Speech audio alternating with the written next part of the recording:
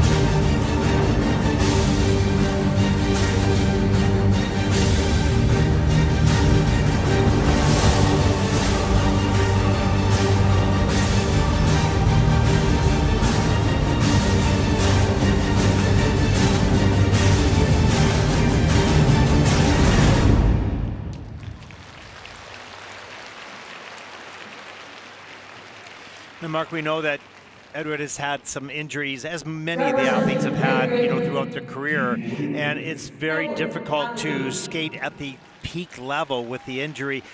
You're not injured enough that you can't skate, but you're not in, but you don't have enough of your conditioning that you can skate to the level that you want to be able to skate, and that's a very frustrating situation for any athlete. Yeah, and Edward, it wasn't that long ago that he was on crutches with a boot, and so, you know, it's so hard then to amass the training time to have the physical endurance, and you could see Edward just scrambling. He did like 3 double flips in a row because that's presumably his go-to triple. When even when he's fatigued, he thought he could still manage it, but just fighting to try to salvage something. Here at the beginning of the program, you can see the triple axel, so he's obviously a quality skater, but what we can do independently in isolated elements is very different to what you have to do over the course of 4 minutes when you've not had training time. Yeah.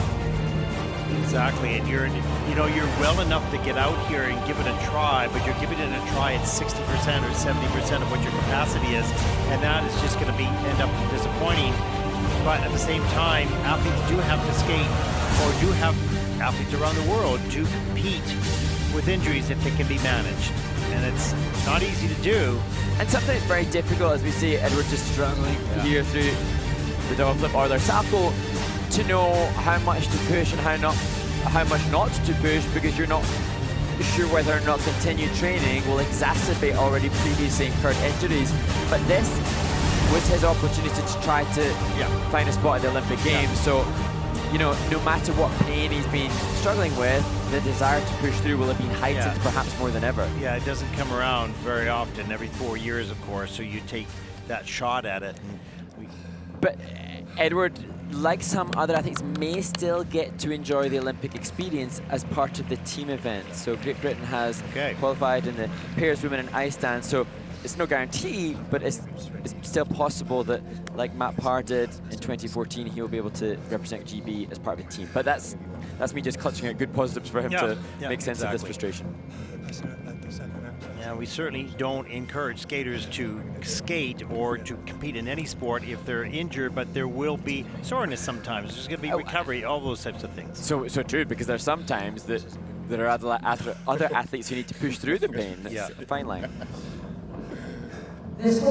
Such a nice young man, and struggling on this day and fighting all the way through it, but it wasn't meant to be, but it might be, as you said. Not here, but in the team event, possible. Yeah, and I don't know if we mentioned in the short program, but Ed's so polite. He was applauding everybody else at practice. I love that. That's sportsmanship. Yeah, it's so nice. 104.77 for Edward Appleby from Great Britain. That's 12th in the free program with a total competition score of 174.12. And that'll put him, for the moment, into 9th place.